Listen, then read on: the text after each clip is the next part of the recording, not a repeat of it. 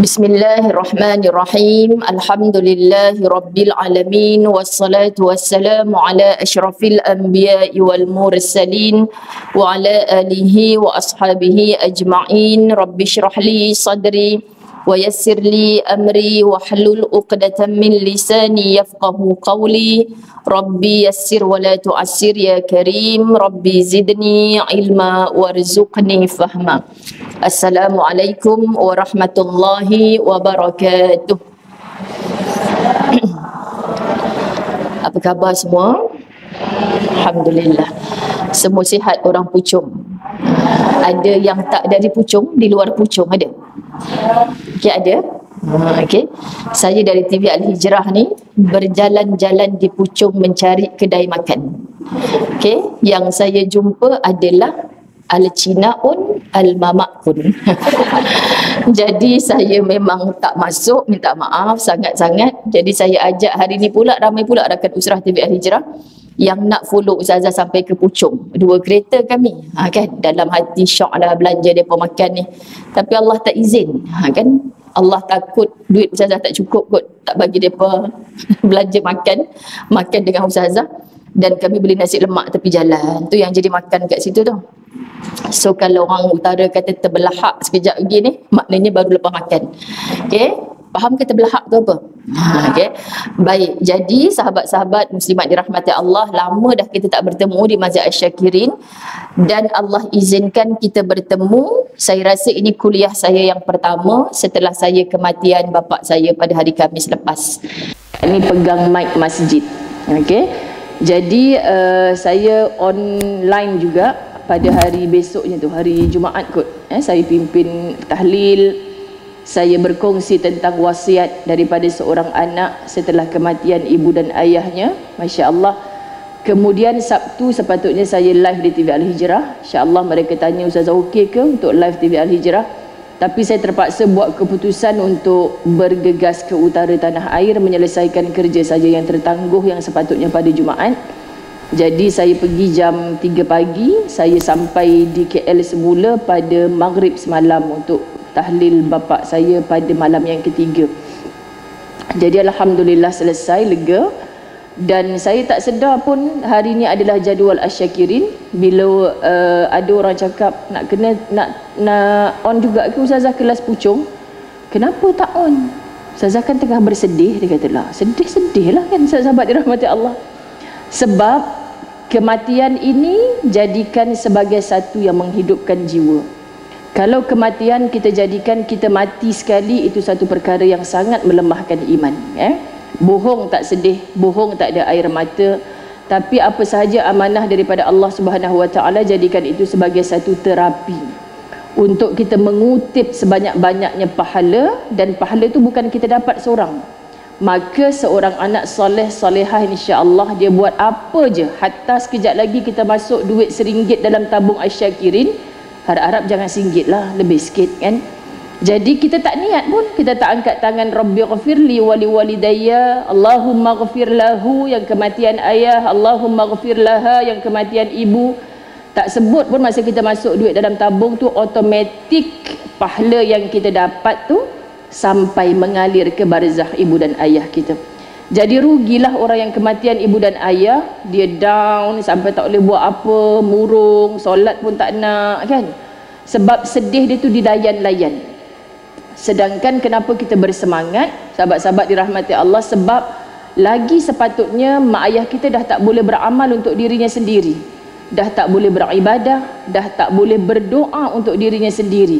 Jadi apa yang diharapkan andai saat ini mereka sedang dipukul, dipalu, hanya berhenti kerja malaikat mungkar nakir yang bertugas untuk memukul, memalu orang-orang yang berdosa di dalam kubur. Hanya berhenti kerja itu bila mana si mati itu menerima doa daripada anak soleh solehah. Allahu Akbar. Betapa baiknya Allah tak memutuskan doa seorang anak kepada ibu dan ayahnya.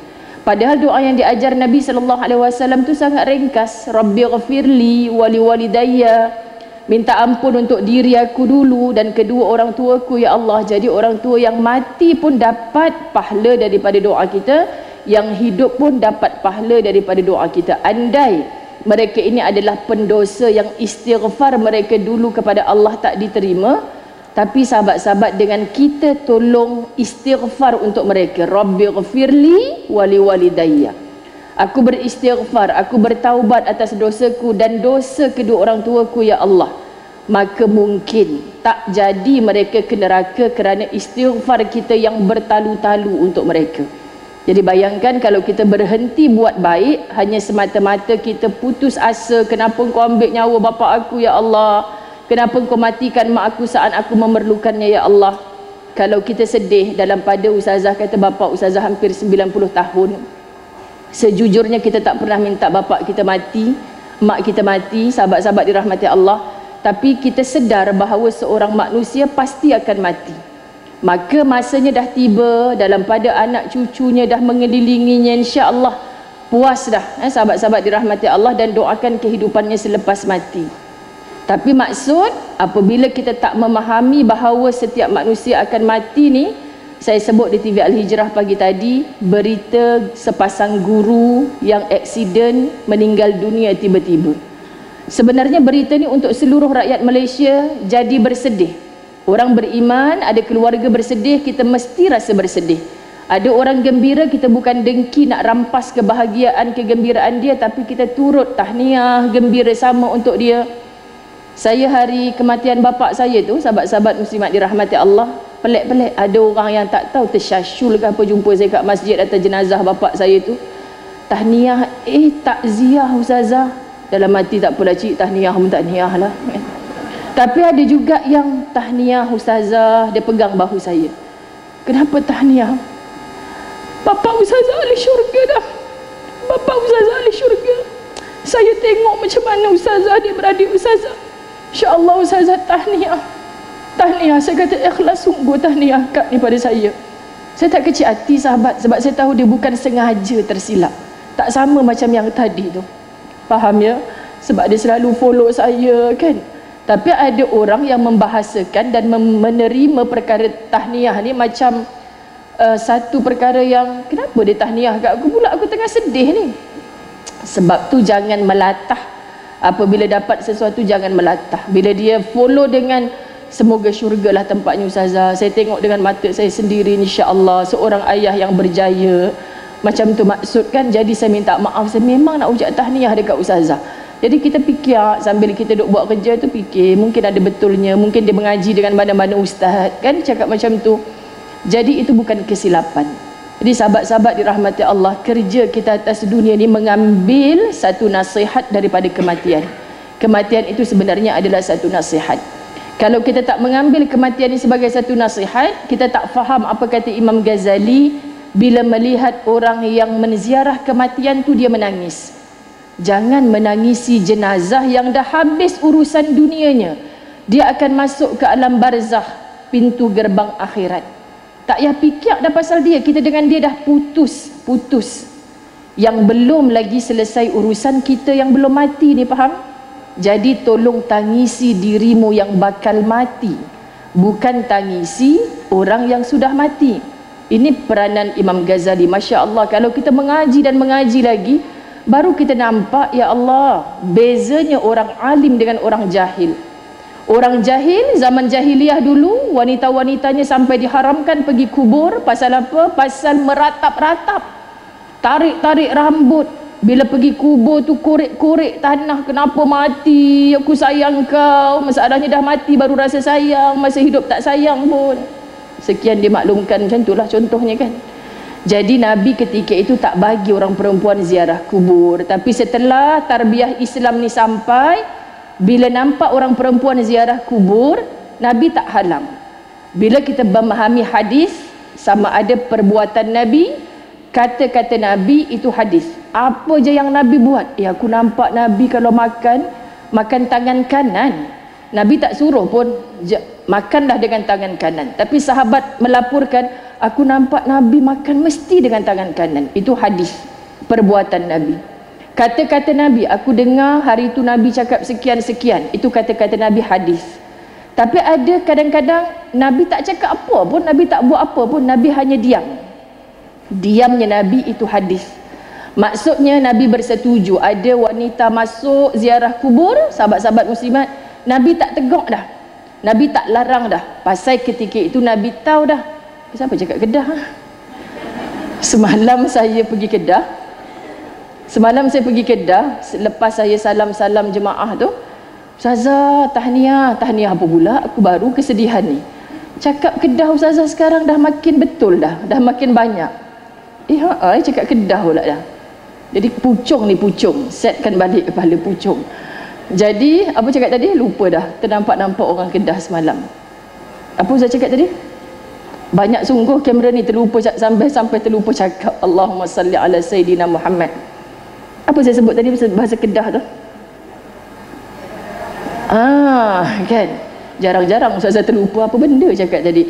Okey, Nabi tak tegur dah, Nabi tak halang dah, sebab tarbiyah daripada agama Allah itulah yang menyebabkan para wanita faham.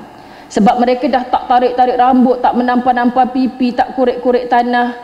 Ustazah, apa hukum saya ziarah kubur tapi air mata saya jatuh, rindu, teringat? Itu biasa, normal seorang wanita. Orang lelaki pun boleh menangis bila kematian, asalkan tak menjerit-jerit, tak tanya kenapa yang mati bapa aku, suami aku, ya Allah, kenapa bukan jiran sebelah punya suami. Suka hati je kan. Sebab Allah kata ajal suami kita yang sampai, bukan ajal suami orang sebelah. Dia punya meratap-ratap, ya Allah, kenapa bukan suami orang sebelah, anak dia 5 orang semua dah kahwin, dah ada rumah seorang sebiji, lega dah kalau nak mati pun. Suami aku tadi mati, anak kecil-kecil lagi, ya Allah, kan tak ada apa lagi yang boleh diharapkan. Lepas ni kami semua nak makan apa ni, ya Allah.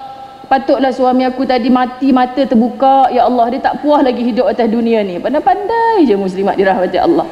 Okay, jadi jangan pandai-pandai, sebab Nabi SAW bila bercakap jadi hadis, bila berbuat beramal jadi hadis. Bila Nabi duk diam, Nabi tak makan dab contoh, tapi sahabat ada yang suka, Nabi tak ambil. Tapi kita tak boleh kata haram, sebab kalau benda tu haram, Nabi on the dot akan cakap tu tak boleh makan, tinggal. Tapi kenapa Nabi tak ambil? Nabi tak suka. Siapa Ustaz tak singgah kedai mamak banyak? Saya tak suka. Awak semua makan tak?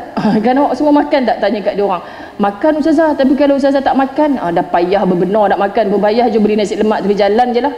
Makan kat mana? Ustazah dah biasa dah, kawan dengan Ustazah macam tu lah. Kadang terlebih makan, kadang terkurang makan, kadang makannya dalam kereta je, muslimat dirahmati Allah. Kan, jadi kena terima. Subhanallah. Angan-angan ke Firdausi kita bawa di Masjid Asy-Syakirin lama dah sebenarnya. Lepas tu kuliah kita terhenti kan, PKP dan sebagainya. Sahabat-sahabat dirahmati Allah, saya jumpa tempoh hari kita membincangkan ada satu tajuk, kita tak sambung pun angan-angan ke Firdausi. So sebelum saya sambung, kalau ikutkan sahabat saya Kak Aini, dia kata apa, Ustazah baru sempat bab yang pertama. Cuba yang follow kuliah sebelum ni ingat-ingat balik, kalau ada lipat, ada tanda. Saya sebenarnya mengajak angan-angan ke Firdausi di sini sampai muka surat berapa? Kalau tak ada, saya nak buat keputusan. 1 2. Ada yang kata apa benda angan-angan ke Firdausi tu? Bab 4 ke muka surat 4? Muka surat 4. Muka surat 4. Ayuk 9 pula dah. Macam ni? Boleh tak angkat tangan siapa nak bercakap? Sebab yang tutup muka semua saya, jadi tak nampak siapa yang bercakap.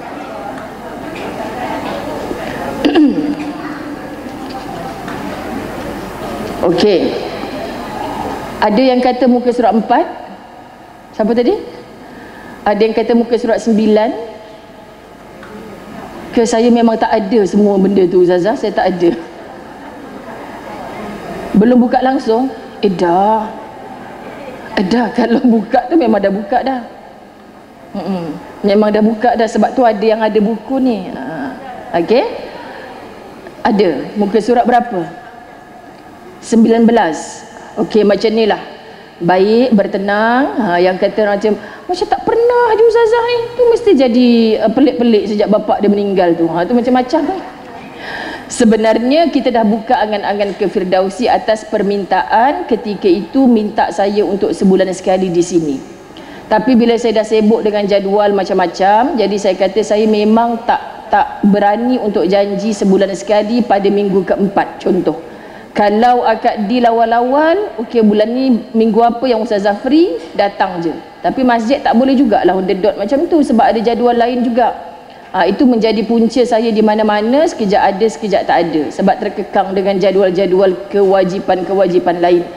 So dipendekkan ceritanya, kita pernah berjumpa sebelum ini, tapi berkebetulan contohnya macam Isra' Mi'raj. So bersempena bulan tu kita bicara tentang tajuk tu, tapi saya tak ingat bila. Jadi saya tanya pada Kak Ani masa tu kita nak sambung AAKF. Dia pun macam tak, kita ada tajuk. Dah duduk kat sini baru saya tahu ada tajuk masa tu. Tapi on ajalah kan. Jadi ini pertemuan kita yang kedua menggunakan angan-angan ke Firdausi. Buku ni saya sikit bagi satu khulasah. Saya tulis dan diterbitkan pada PKP awal dulu. Sebab saya dah tulis lama. Saya dah tulis lama dah buku ni tapi tak terbit-terbit. Sebab terlalu sibuk. Setelah PKP, just stay at home, saya olah semula yang terperap dalam laptop saya ni. Saya terbitkan pada 1 Ramadan. Ramadan pertama kita PKP. Jadi Alhamdulillah, kenapa bertajuk angan-angan ke Firdausi? Kita semua berangan-angan untuk masuk syurga. Betul kan? Muslimat dirahmati Allah. Tapi kadang-kadang angan-angan je lebih. Kan? Angan-angan je lebih. Tapi kita tak paksa diri kita untuk jadikan angan-angan kita sebagai kenyataan. Dan bila buku ni terhasil, antara respon daripada para jemaah adalah terima kasih Ustazah terbitkan buku ni, dan kawan-kawan saya dalam bidang profesional masing-masing pun mengucapkan tahniah, kata engkau memang tak boleh jadi penulis sebenarnya Zai. Simple je kawan-kawan saya cakap. Jadi saya terima. Kerana apa? Sahabat-sahabat saya yang baik ni, kerana mereka kata angan-angan ke Firdausi ni bukan mengikut kaedah penulisan yang betul, cuma sebab orang baca, orang dapat rasa. Ini luahan jiwa Ustazah. Ini pengalaman hidup Ustazah. Ini apa yang orang kongsikan selama kerja-kerja dakwah saya, bercerita tentang kehidupan mereka. Rupa-rupanya nak menjadikan syurga ni sebagai kenyataan bukan jauh mana. Contoh seorang muslimah kena pergi berehlah ke mana-mana, keluar duit banyak-banyak. Buat apa Kak nak pergi dekat Mekah tiap-tiap bulan tu? Saya sanggup bergolok bergadai Ustazah. Saya rasa kalau pergi kat Mekah, syurga tu dekat dengan saya. Kan? Habis tu suami tinggal agak bila pergi Mekah tu. Memang lantak dia lah Ustazah, makan apa pun pandai lah, dah tua-tua macam tu. Sebut depan Ustazah pula, anak-anak akak kecil-kecil lagi macam mana kan, semua dia tinggal semata-mata nak memburu syurga dia. Sebenarnya kita nak merebut syurga tu dekat dan ada pada kita. Pagi tadi di TV Al-Hijrah, kalau kita tak punya anak, macam mana nak ke syurga melalui jambatan bernama anak? Kalau kita tak punya harta, macam mana nak infak sana sini kan untuk ke syurga? Kalau kita tak punya ilmu, tak pandai nak ceramah, nak menulis, macam mana Ustazah? Kan? Macam mana saya nak ke syurga sedangkan Nabi kata kita bawa 3 perkara ni je ketika mati. Minta maaf Kak Yanti, bagi saya punya handphone dalam beg tu.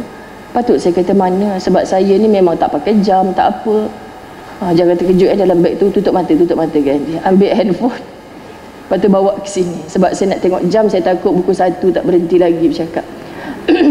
Baik, kalau saya cakap macam ni, sahabat-sahabat jangan hadiahkan jam kat saya je, sebab nanti saya tak pakai.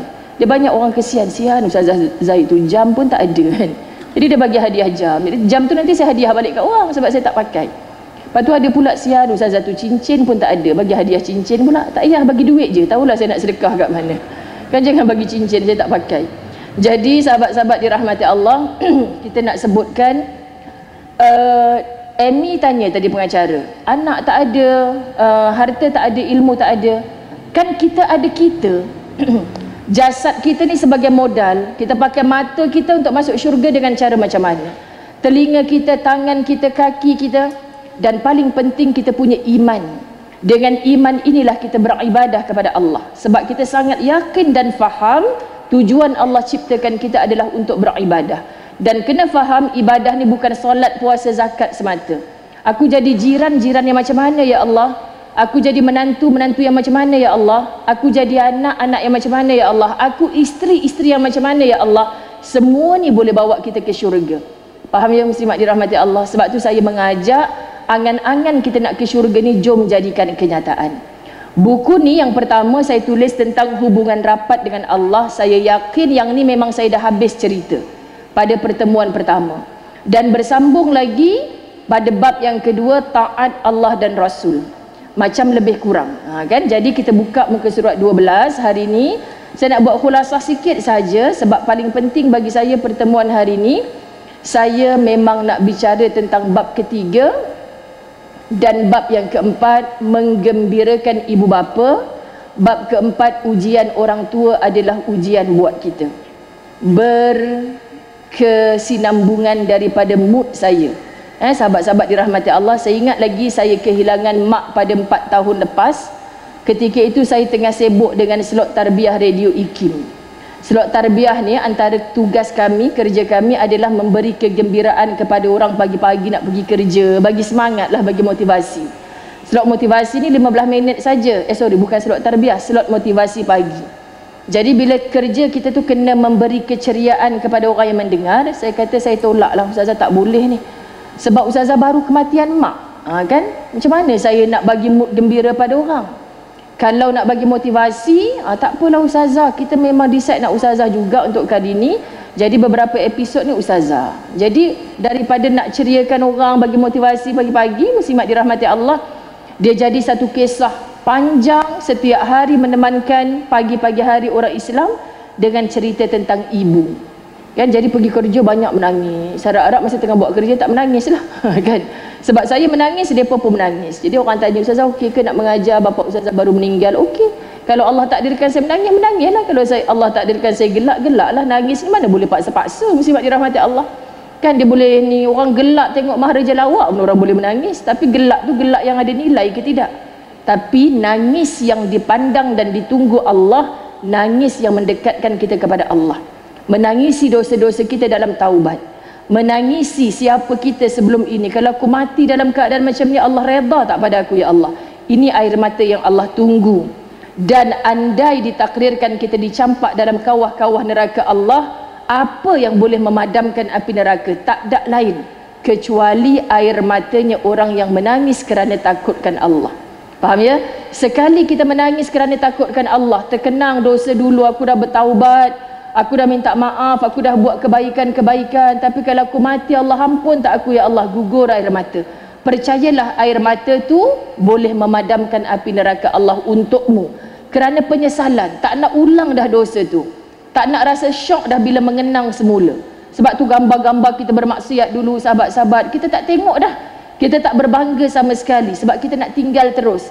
Dan hari ni kalau kita nampak orang ulang dosa tu, kita bukan benci orang tu, tapi kita benci perbuatannya. Kak, saya ajak akak datang rumah parti, kenapa akak tak?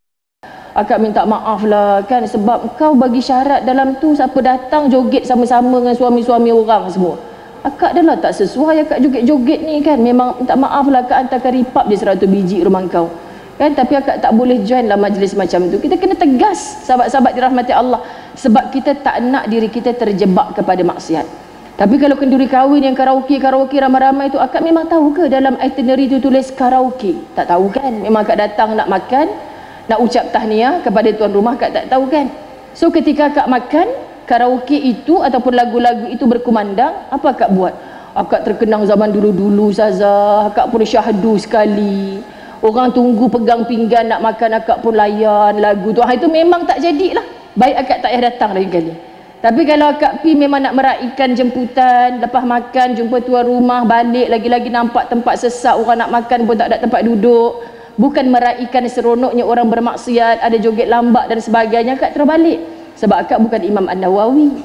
Kalau Imam An-Nawawi sampai kat simpang dengar bunyi bising-bising ni majlis maksiat, kalau macam ni bercampur yang halal dengan yang haram, Imam Nawawi akan patah balik.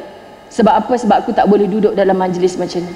Kita bukan Imam Nawawi, sahabat-sahabat dirahmati Allah. Maksudnya kalau kita patah balik, jiran kita tu nampak, tu macam Minah je tu, pasal apa dia patah balik? Agak-agak hubungan dia dengan kita makin baik ke makin renggang? Kan? Ni Minah aku memang tak jadi datang ni sebab kau jemput orang-orang bermaksiat, joget lambak semua, kau nak masuk neraka ke apa? Kan? Macam confident je kau masuk syurga kan, sahabat-sahabat. Jadi kita tak reda kepada perkara itu sebab bukan kita plan pun untuk duduk dalam majlis seperti itu.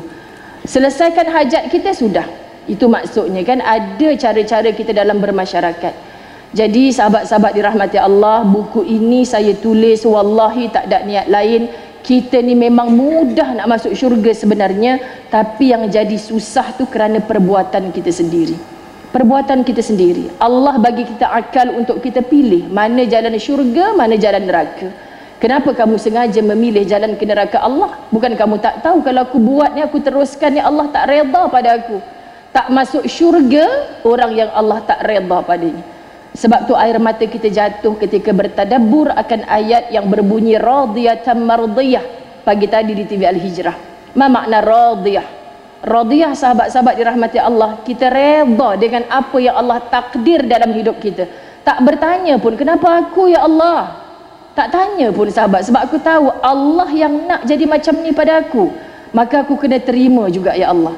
Maka bila kita terima, kita reda dengan apa yang Allah bagi, redanya Allah akan turun kepada kita. Itulah mardiyah.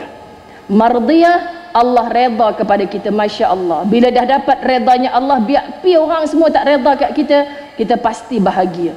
Tapi kita dapat redanya makhluk, cukuplah Allah yang tunggal tak reda pada kita, kita takkan bahagia, kita takkan tenang.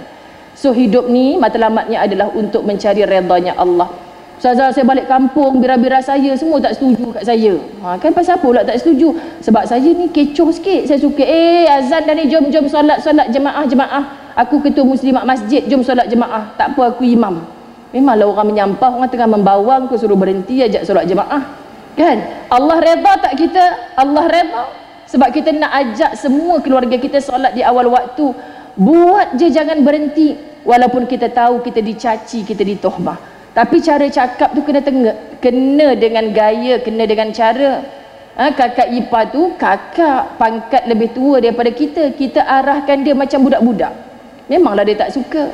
Ada seorang tu memang sami'na wa ata'na khusyuk dalam keluarga kan. Kita ajak gurau-gurau pula, tepuk-tepuk dia, memang dia tak selesa. Ada seorang tu memang jenis huha-huha, tiba-tiba kita bersujud depan dia. Sesungguhnya aku mulakan dengan umul kitab, mengajak engkau untuk berjemaah bersama. Dia memang menyampah sahabat-sahabat. Jadi orang yang suka bergurau macam tu, kita ajak gurau sekali. Kita dah tua-tua ni kan ya Allah, tiba-tiba je malaikat maut datang depan ni, aduh, kau nak mati dalam iman ke mati dalam kufur? Terus je muslimat, insya-Allah dia boleh terima. Kena tengok siapa yang kita dakwahkan. Jadi sahabat-sahabat dirahmati Allah, tak ada cara lain untuk kita ke syurga melainkan jom sama-sama kita follow rapat-rapat apa yang ada dalam isi kandungan buku ini.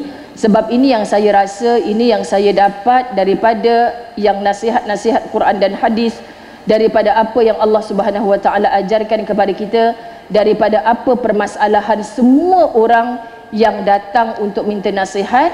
Sebenarnya kadang-kadang bila Ustazah fikir, sama je orang Puchong punya masalah dengan orang Keramat punya masalah. Sama muslimat. Kalau kuliah-kuliah kan, pengerusi buka, ada soalan pada Ustazah, kan soalan dia, saya dah debar jantung, apa benda pula dia nak tanya ni, ya Allah, kan nampak macam profesor kan main. Rupanya pencen profesor soalan dia. Ustazah, dulu sibuk sangat dengan kerja-kerja dunia kita ni, boleh tak Ustazah bagi tips nak istiqamah, kan, buat baik? Loh, sama je soalan macam orang Puchong hari tu. Semua sama. Sebab rasanya susah nak buat dan terus kekal jadi orang baik. Faham ya muslimat? Tahu dah dalam hati lah, cik tahu je aku nak tanya soalan sama. Kan? Jadi kita buka muka surat 12, taat Allah dan Rasul.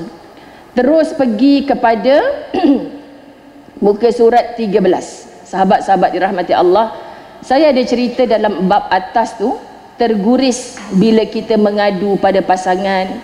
Ada kan isteri-isteri, Ustazah dosa tak kalau saya cakap dengan suami saya, bang sedihlah tadi sidai kain sembang dengan kakak depan ni, tapi dia macam acuh tak acuh, jadi tak suka kat saya kot. Dosa tak Ustazah cakap macam tu? Kan suami saya kata 4 orang sebelah buat apa? Kan kita nak ngadu kat dia Ustazah. Dia selalu cakap, ni isteri selalu tanya kat saya macam ni. Baru ni muslimat dirahmati Allah lagi kelakar. Ni kisah benar Orang datang rumah dia, aku kalau masuk rumah kau ni macam sejuk, apa rahsia? Suami dia cakap, alhamdulillah kami mengamalkan solat berjemaah, baca Quran sama-sama. Lepas tetamu balik, isteri dia marah suami. Kenapa cakap macam tu dengan orang? Kita punya amalan kita tak payah cerita kat orang bang. Biarlah dia kata rumah kita sejuk macam pasang aircon pun, kita tak boleh cerita kat orang kita solat jemaah, kita baca Quran. Suami tu kata, masalahnya Ustazah, saya cerita kat kawan saya ni yang memang dah lama tak datang, sembang baik daripada saya sembang zaman muda-muda dulu buat dosa. Kan? Lepas tu apa salahnya? Takkanlah salah. Jadi isteri dia kata, salahkan Ustazah sebab kita macam riak dengan amalan kita. Sudah. Jadi muslimat, saya pun cakap dengan isteri sebab sekarang tak banyak masa nak dengar sangat. Jadi saya kata macam ni lah Kak, eloklah suami nak bercerita dengan akak. Sama juga wahai suami, isteri nak bercakap dengan kita, eloklah. Kalau kita tak boleh, bang saya tak boleh dengar cerita-cerita pasal orang ni, kan, saya tak boleh nak riak-riak ni. Akhirnya suami cari siapa nak bercerita. Mulalah sahabat-sahabat dirahmati Allah kan. Ustazah, saya sedih Ustazah, suami saya balik kerja lambat, rupanya dia bercerita dengan kawan pejabat dia, sembang, ngopi, ngetih, cerita-cerita. Alah, dah memanglah akak tak nak dengar cerita dia. Macam tu juga orang lelaki, sahabat-sahabat dirahmati Allah, dia nak bercerita dengan kita kan, muslimat, kita pula bang tengah baca Quran ni, sabar sikit nak bercerita. Orang tu menyampah sahabat-sahabat dirahmati Allah. Masa dia pergi kerja daripada pukul 8 pagi, balik pukul 8 malam, tadi kau tak baca Quran pula, baca WhatsApp je kan. Bila dah malam hari lepas maghrib, yang mai duduk sekejap teman abang makan, kan. Jap bang, abang makan dah seorang-seorang, kau nak baca Quran ni, kan. Suami pun baik aku cari yang tak baca Quran lepas maghrib ni, sebab aku free lepas maghrib je. Faham sekarang sensitif isu-isu cari lain ni, sekian dia maklumkan. Semua orang pun nak mengadu sama. Saya punya pun kena sondol juga, macam-macam kan. Kita ikut je lah sahabat-sahabat. Semua pun nak mengadu, kesian. Sebenarnya masalah itu adalah masalah kita. Hendak mengadu pada pasangan, suami pula salahkan isteri dan isteri menyalahkan suami. Betul kan? Lebih sedih hendak mengadu pada anak-anak, si anak telefon pun tidak. Balik menjenguk apatah lagi, maka kita hilang arah sebab selalu terasa seluruh makhluk sudah tidak mahu mendengar dan melayani masalah kita. Itulah silapnya kita. Kita kata kita yakin dengan Allah, tapi tidak mahu benar-benar mengadu kepada Allah. Faham Kita sedih suami tak nak dengar aduan kita, anak-anak tak balik selalu. Jiran tetangga pula dah macam tak suka dengan saya, Ustazah, pelik kan, sahabat-sahabat dirahmati Allah. Maknanya kita tak yakin bahawa Allah tu maha mendengar, bukan sahaja yang kita lafaz di lisan, tapi apa yang terdetik di hati kita. Kita tengah sedih, Allah tahu. Kita tengah gembira, Allah tahu. Kita rasa macam nak cakap tapi tak cakap sebab takut orang tu kecil hati, Allah tahu. Allah tahu. Muka ketat kita tu Allah tahu, kan. Tapi orang tak tahu, kau kenapa muka macam ni? Macam orang tahan buang air, tandas rosak ke? Tak ada. Sebenarnya tengah geram dekat laki aku, macam tu. Tapi tak cakap, nak jaga aib Ustazah, macam tu kan muslimat. Jadi kita sahabat-sahabat dirahmati Allah kena tengok di mana kedudukan kita. Bagaimana cara mengadu dan bercakap-cakap dengan Allah. Subhanallah, Allah itu maha baik, maha mendengar, maha mengetahui segala-galanya. Bila solat 5 waktu kita jaga, ditambah pula dengan solat sunat yang Nabi suka, merintih, merayu dalam sujud terakhir hingga basah sejadah dengan air mata. Allah maha mendengar saat itu. Lagi-lagi dalam keheningan malam. Asyik saya je tahajud Ustazah, suami saya memang tak ada lah. Itu tak jadi ibadah tau sahabat. Allah yang kejut kita. Kalau kita nak sweet-sweet macam rumah tangga Nabi, Nabi main percik-percik air di wajah Aisyah. Kadang-kadang Aisyah terbangun dulu, dia percik-percik air ke wajah Nabi. Orang pucung macam berani nak percik air dekat orang sebelah. Saya tanya je, okey, berani tak? Malam ni kita cuba, aku je tahajud, mari sini aku percik air je. Kompom terbalik katil tu. Ni apa hal ni? Awak tahu dah abang kerja besok? Kan? Tahajud bang, syurgalah tempat kita. Subhanallah. Dia pergi mencari nafkah besok hari tu, sahabat dirahmati Allah, pun dipandang sebagai orang mendapat pahala menghidupkan malam. Sebab tu kita kena pujuk suami kita, bang, kalau tak boleh 5 waktu, saya merayu subuh dengan isyak je pun abang start lah di tahun 2023 ni. Kenapa mesti 2 waktu tu? Sebab kalau abang jaga subuh dengan isyak, insya-Allah ke masjid solat berjemaah, insya-Allah bang, abang seperti dah menghidupkan separuh malam. Separuh malam lagi abang pergi cari nafkah tu, dah menghidupkan separuh malam. Cemburunya saya dengan orang macam abang ni. Nabi kata diibaratkan menghidupkan seluruh malam. Saya tahajud tiap malam 2 rakaat je, tak sampai 15 minit. Untung jadi orang lelaki beriman yang menjaga keluarga dia, menjaga hubungan dengan Allah, menjaga anak dan isteri dia, menafkahi yang halal. Masya Allah. Bahaya pula sebab ada orang lelaki tengah jaga kamera kan. Okey, tak payah tahajud dah lepas ni. Ustazah memang defend kami. Contoh kan, sahabat-sahabat dirahmati Allah. Jadi maksudnya kita nak sebut betapa semua kita ni ada peranan. Kita dipilih Allah untuk bangun malam. Daripada dulu sampai sekarang takkan tahajud. Saya istiqamah ustazah 2 rakaat tahajud. Istiqamah daripada belum pencen sampai dah pencen. Tutup dengan witir pun tidak. Macam hari Jumaat baru ni Ustaz Azwan pergi solat Jumaat, dia kata abang sentap dengan khutbah hari ni. Baguslah kalau sentap, confirm tak tidur kan. Dia kata khatib sebut hari ni kita banyakkan bersedekah dalam bulan Rejab. Cuba fikir kalau masa kita umur 17 tahun dulu, sedekah kita dalam tabung masjid RM1, takkan dah dapat duit pencen tiap-tiap bulan. Umur 70 tahun masih RM1 lagi. Abang tak ada dah dapat duit pencen, tapi kalau abang jadi orang pencen umur 70 tahun, duit pencen pun masuk tiap bulan, sedekahnya masih RM1 macam umur 17 tahun belum ada pendapatan dulu. Sentap yang sentap, dia kata. Betul lah, sebab memang duit kita yang kita simpan tu tak bawa masuk dalam kubur pun. Subhanallah sahabat-sahabat, kita rasa kadang-kadang macam dilempang, tapi kita ambil tak itu sebagai satu pelajaran. Sebab belum tentu lagi kita hidup di tahun depan. Tak payah tunggu tahun depan, Jumaat akan datang, belum tentu lagi kita hidup. Jadi ambillah pelajaran, okay? Jadi Allah sangat hampir dengan hambanya kala si hamba itu sujud kepadanya. Ini cerita sahabat-sahabat dirahmati Allah mengadu kepada Allah, dan ustazah pujuk rayu seluruh para muslimat pada muka surat ke-15. Contoh, kenalilah Allah dengan namanya Asmaul Husna. Saya sebut Asmaul Husna ni, saya rindu saat-saat akhir saya dengan bapa saya. Tiba-tiba dia minta saya bacakan salawat nariyah ataupun salawat tafrijiyah. Itu antara word-word terakhir dia sebelum dia tidur nyenyak. Muslimat dirahmati Allah, 3 hari tidur tanpa buka mata, hari keempat memang tidur selama-lamanya. Dia suruh saya baca salawat nariyah. Saya pun nak baca berapa kali. Tadi dah ceramah, nak ceramah lagi depan bapa. Jadi kita pun mengalunkanlah salawat nariyah. Dia suka, senyum muka dia kan. Lepas tu bila dia dah tidur, dah tak boleh bercakap apa, saya buku amalan harian yang saya suka jadikan amalan, baca munjiat, baca tanzil, yang jarang-jarang kita baca muslimat depan dia. Sampai saya kata, apa lagi nak baca, bapak ni tak bangun-bangun tidur ni. Kan, muslimat dirahmati Allah. Saya tutup dengan Asmaul Husna. Sebab saya sebut pada diri saya, selama ni saya menyebut, mengajar kepada dia Allah, Allah, Allah. Mungkin kena sebut 99 nama ni. Sebab Allah ni dengan namanya setiap satunya ada kasih sayang. Ada pelajaran yang sangat indah sahabat-sahabat. Kalau Allah Ar-Razzaq kita sebut, ya Allah rezekikan kehidupan anda itu lebih baik, kesihatan kepada bapa. Kita minta dengan satu-satu nama Allah. Saya membaca Asmaul Husna di atas tubuh bapa saya, dah tak ada apa-apa respon ketika itu. Jadi bila sebut perkataan Asmaul Husna ni, saya teringat nama-nama Allah begitu indah. Kala orang lain semua tidak tahu isi hati kita, ketika itu bapa ni tidur macam nyenyak, tak ada respon. Saya dah tak tahu nak buat apa. Yakinlah Allah jua yang maha tahu. Serulah dia dengan namanya Allah Al-Alim, Allah yang maha alim, yang maha mengetahui.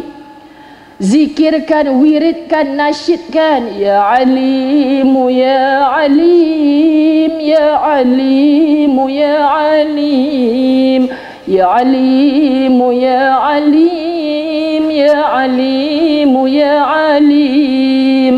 Tahu satu maksud nama, sedang rasa macam keras hati sendiri atau kerasnya hati pasangan anak-anak, sambil lipat kain, ya Latif, ya Latif, minta Allah lembutkan hati. Kan suami pun tegur, Latif mana pula ni? Kan sahabat-sahabat, kau tak tahu aku sebenarnya tengah menyeru kepada ya Latif, lembutkan hati engkau. Tapi jangan lembutkan hati dia ya Allah, lembutkan hati dia ya Allah. Tak minta pun lembut hati kita. Sebab tu bila mood suami kita okey, kadang-kadang kita pula yang menyeringai. Faham ya? Sebab kita kadang-kadang kecil hati, sedih kan.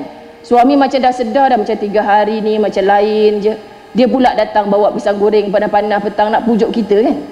Nak pujuk muslimat dirahmati Allah. Sebab tu rugi merajuk lama-lama. Jangan lama-lama dalam merajuk.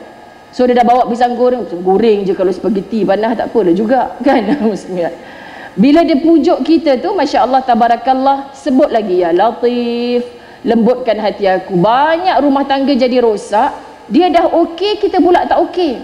Konon kau ingat je kau boleh tunjuk perangai kau, aku pun boleh.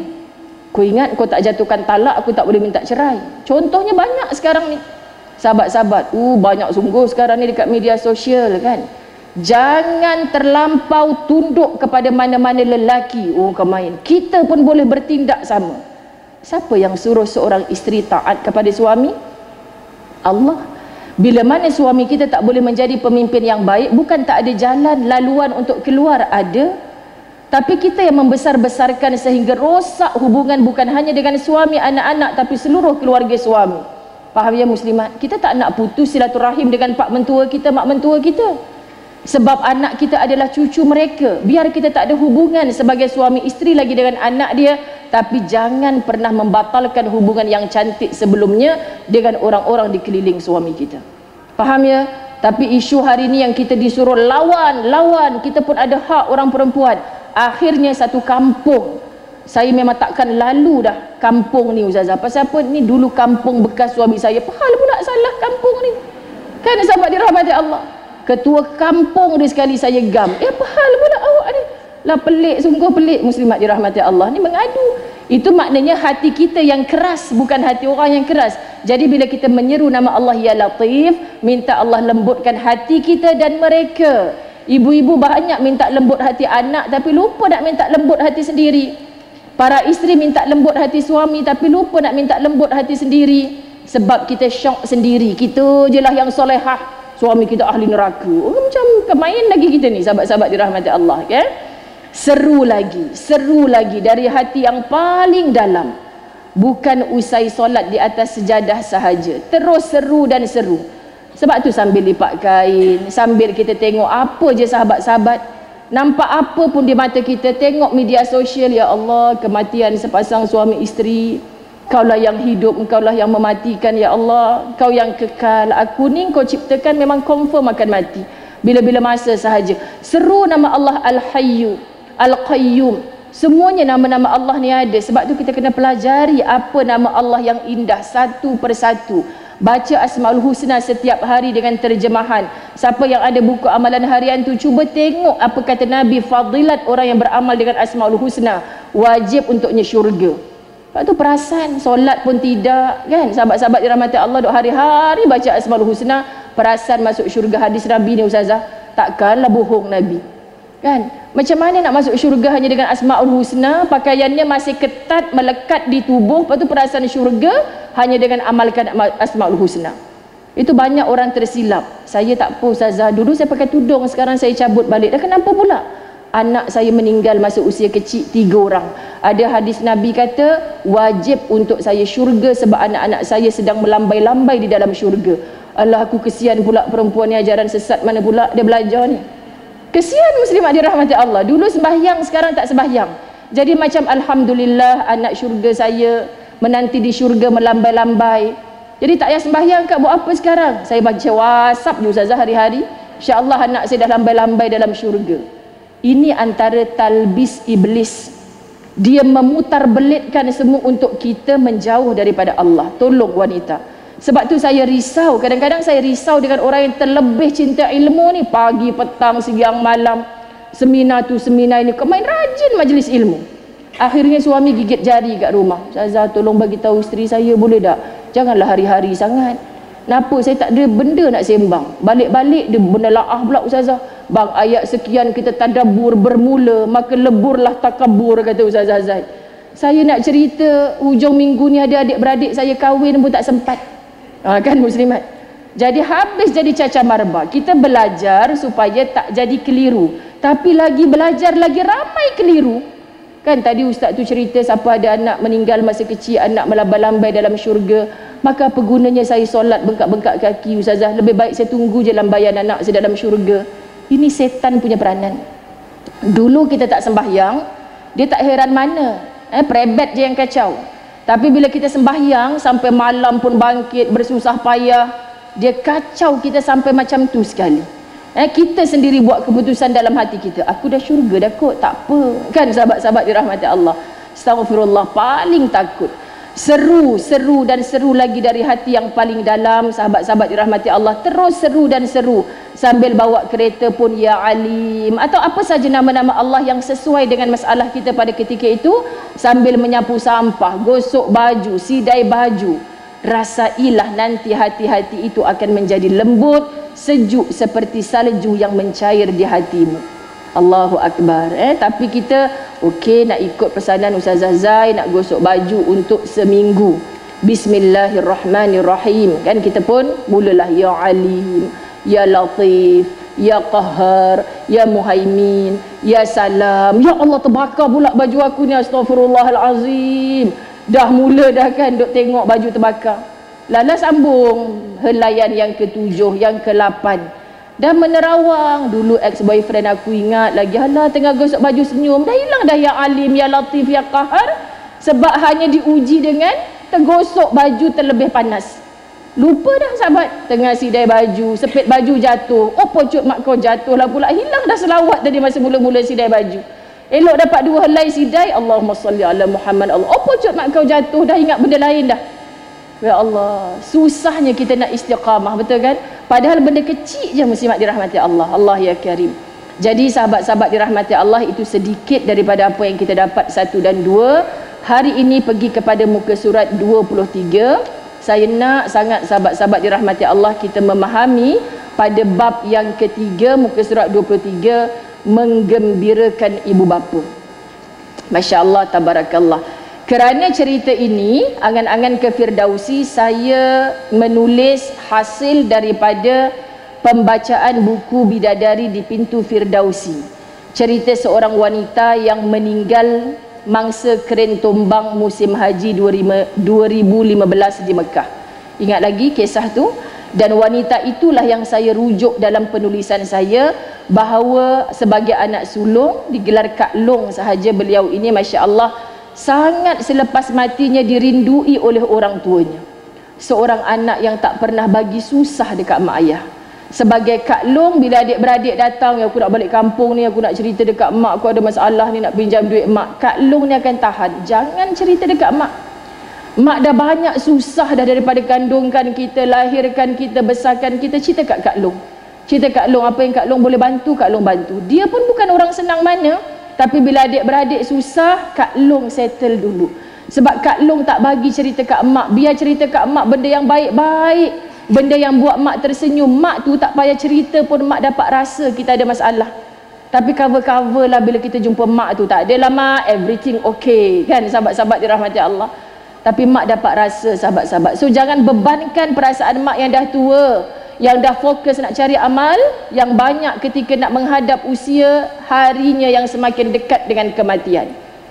Tolong sahabat-sahabat dirahmati Allah. Jadi wanita yang dicemburui ramai ini telah mempamerkan contoh dan kisah terbaik mengenai hubungannya dengan ibu bapanya.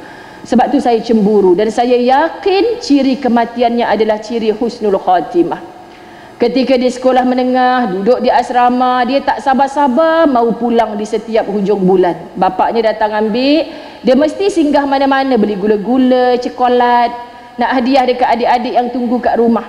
Benda kecil, tapi bila istiqamah selalu buat, orang akan ingat. Ni anak-anak kecil-kecil ni datang, tiba-tiba dia berlari-lari kan, kita panggil, sini jap sayang, nenek ada gula-gula, mai ambil. Nanti bila dia dah besar, dia balik universiti, kan, mak tadi tu mak kata ada kawan mak meninggal lah siapa.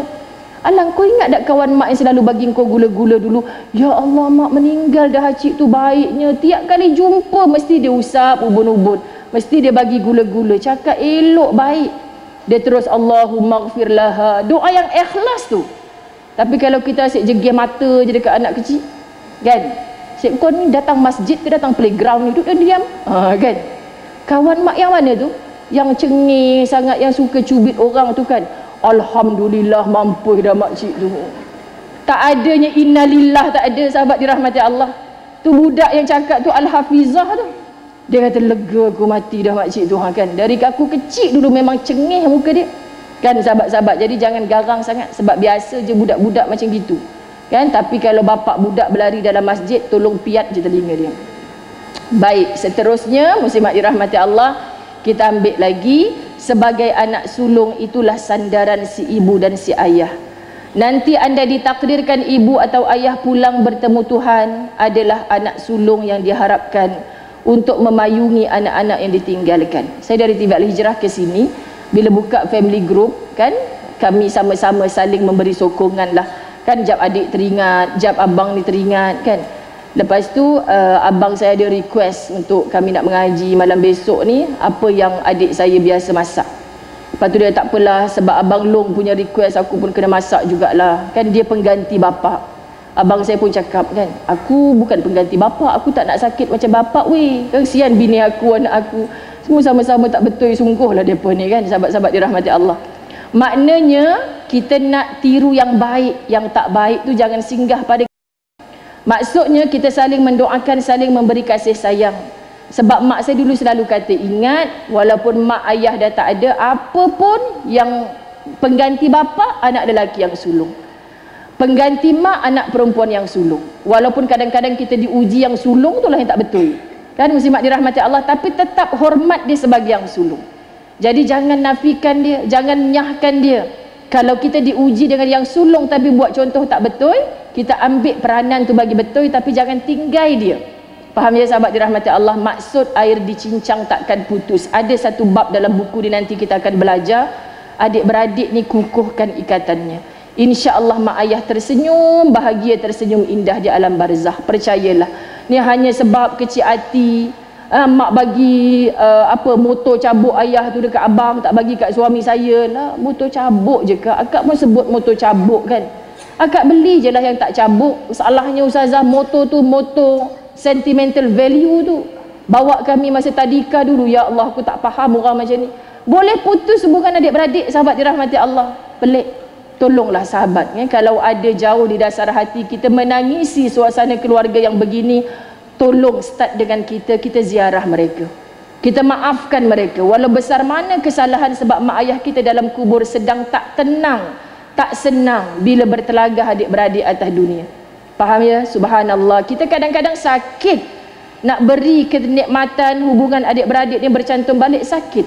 Tapi kalau boleh buat mak ayah aku tersenyum dalam kubur tu, tak apalah, aku mengalah. Bukan bererti aku kalah. Di sisi Allah, insya-Allah akulah juaranya. Sahabat-sahabat, sebab kita yang mengislah, kita yang mencantumkan. Jangan sebab mulut jahat kita ni, adik bongsu dengan Kak Ngah rapat jadi renggang sebab mulut jahat kita ni kan. Kita bawa cerita tak betul, kita suka melaga-lagakan. Disebabkan kita orang putus silaturahim, kamu tunggulah api neraka Allah walaupun amal soleh kamu terlalu banyak. Hidup ni biar jadi orang yang mencantumkan. Kita nampak Kak Ngah dengan Kak Long tak berapa ngam, alah kau je yang sensitif.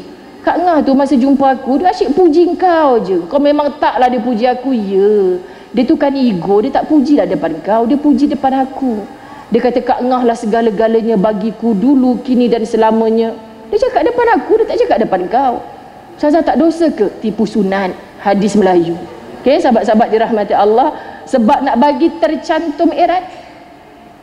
Aku baru balik daripada rumah Kak Ngah ni Long, dia kirim ni kat engkau cekodok, ya Allah sedap gila cekodok ni. Memang taklah, dia kan tak suka aku. Kau yang kata, dia kirim kat aku dalam hati, ya Allah janganlah dia telefon Kak Long pula kan. Sebab confirm dia takkan telefon sahabat, sebab dia tengah gaduh. Kita tipu sikit-sikit lah. Lama Ustaz Zazah dekat Syakiri ni menjadi saksi mengajar orang tipu orang. Maksudnya tolong cantumkan, jangan pisahkan. Faham ya muslimat dirahmati Allah? Jadi inilah yang mak ayah kita nanti-nantikan. Andai ditakdirkan ibu atau ayah pulang bertemu Tuhan, inilah peranan anak sulung. Itu yang diangan dan dirancang. Rupa-rupanya lain pula perancangan Tuhan. Dia pergi dulu bertemu Tuhannya. Kak Long yang saya ceritakan arwah ni pergi dulu. So adik-beradiknya sahabat rindu dengan Kak Long. Kenapa mereka rindu dengan Kak Long? Kak Long ni sangat memudahkan. Kak Long ni bicaranya sangat lembut. Kak Long ni tak nak mak ayah susah. Kak Long selalu bagi idea yang baik kepada kami. Maka kami sentiasa bersatu sampai ke hari ini. Ini yang buat saya cemburu dan saya nak tambah lagi nasihat-nasihat itu. Pada muka surat 26. Sahabat-sahabat dirahmati Allah, bagi mereka yang biasa hidup susah, Kepayahan saat menanti bahagia itu sebenarnya adalah satu anugerah. Anugerah dari Allah untuk para hambanya. Ternyata yang dulunya hidup susah, hari ini bangkit dengan pelbagai cerita indah. Benarlah, tiada kesenangan menuju kejayaan. Kata-kata tiada kesenangan menuju kejayaan ni muslimat, saya dapat dekat kitchen sekolah rendah saya dulu. Kan, belakang tu, depan lencana sekolah, belakang tulis tiada kesenangan menuju kejayaan. Sampai hari ini saya pegang. Memang tak ada benda yang kita nak dapat senang tu, sahabat-sahabat, berjaya tu dengan senang. Mesti melalui susah.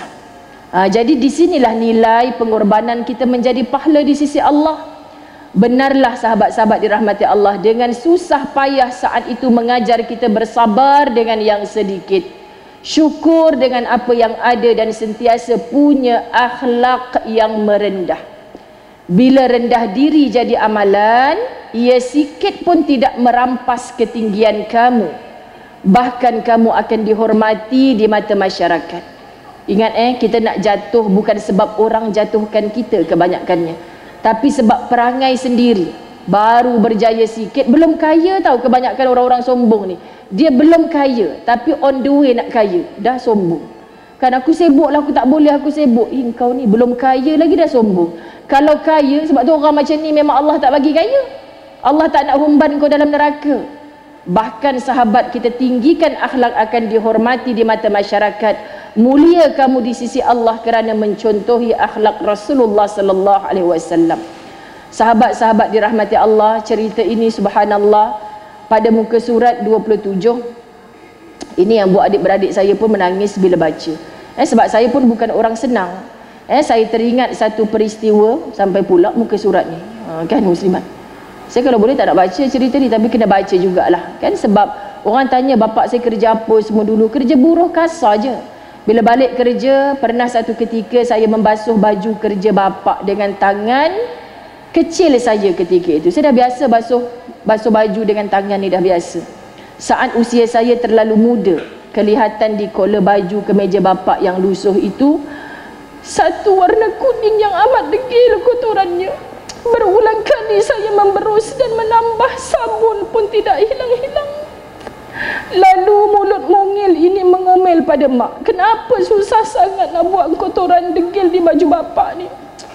Mak menjawab, itu bukan kotoran degil, itulah peluh keringat bapak yang keluar tanpa henti, membanting tulang, membesarkan kamu hingga keluar peluh kuning.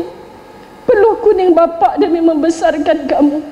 Kata orang tua, orang yang keluar peluh kuning begitu adalah orang yang benar-benar memerah keringat sehabis kudrat.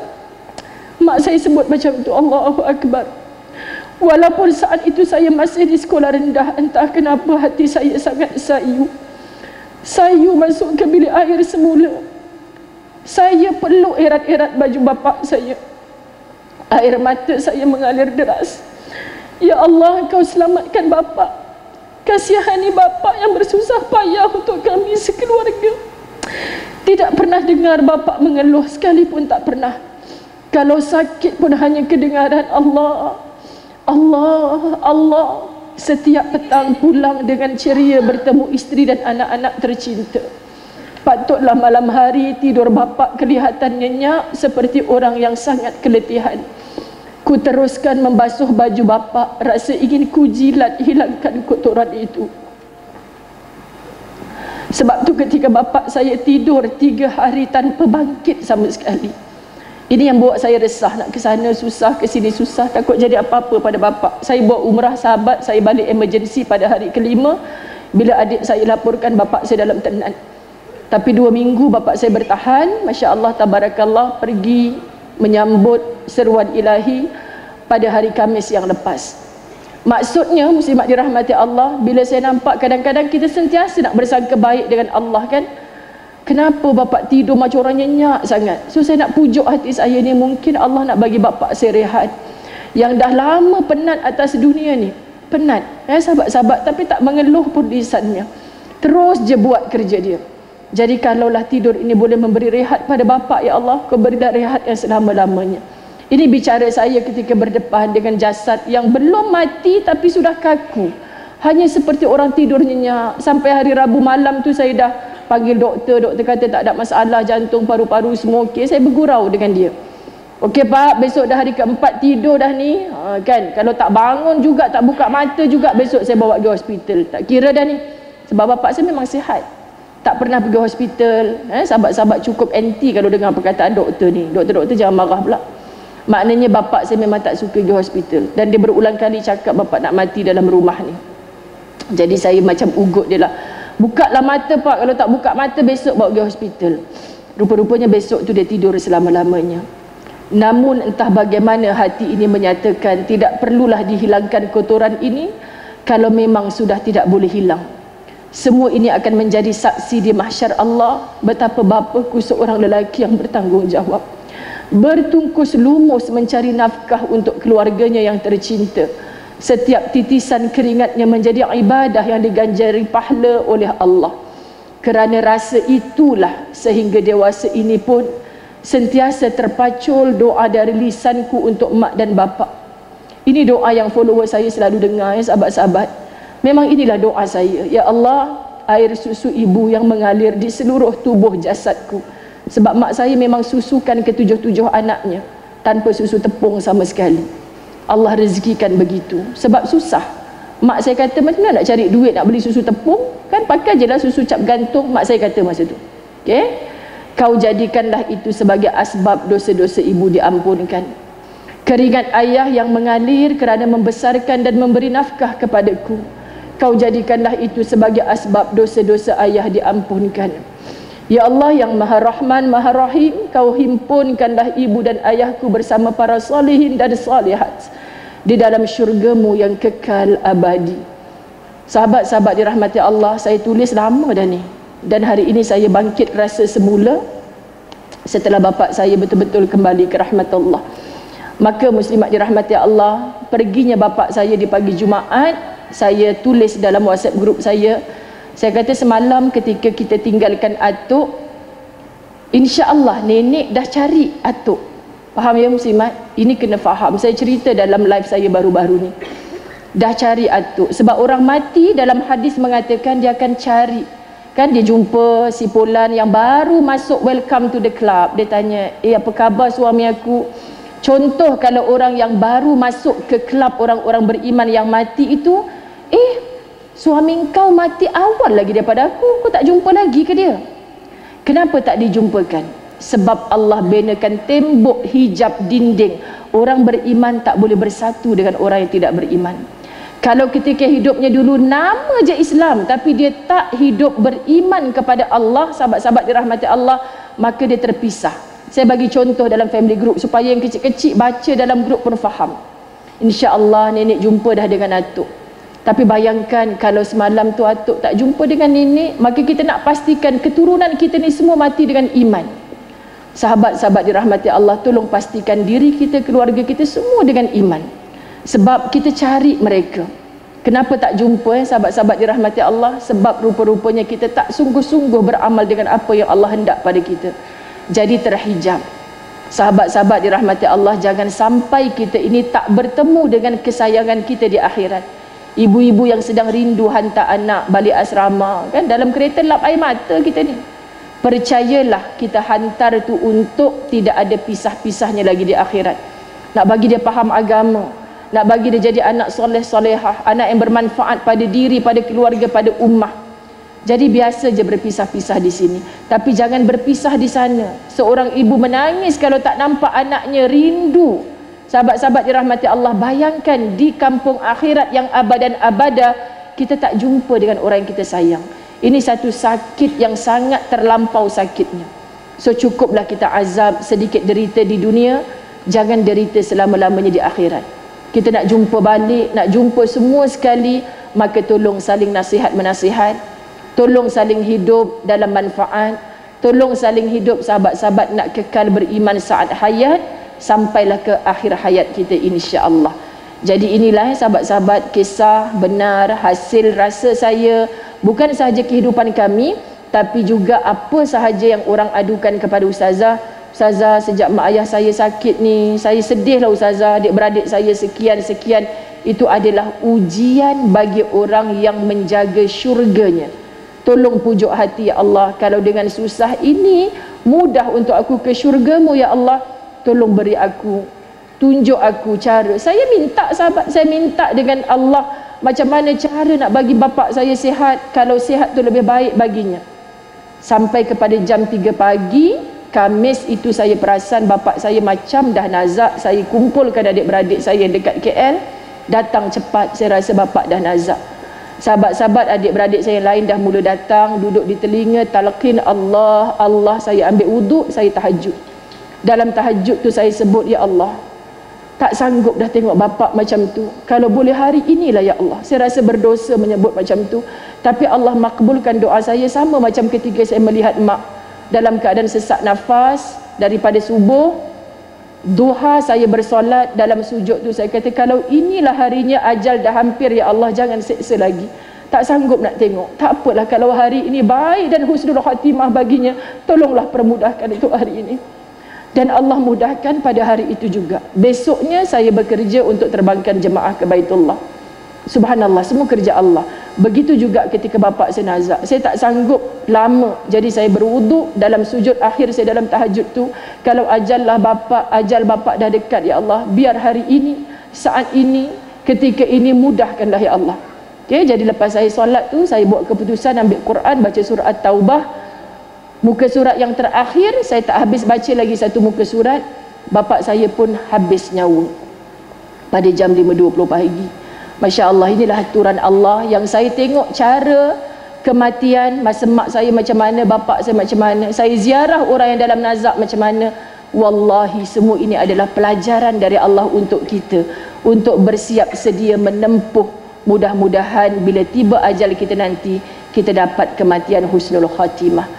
Terima kasih banyak yang memberi perhatian. Terima kasih banyak sahabat-sahabat yang bersabar. Apa hal pula nak bagi ceramah dengan nangis pula ni.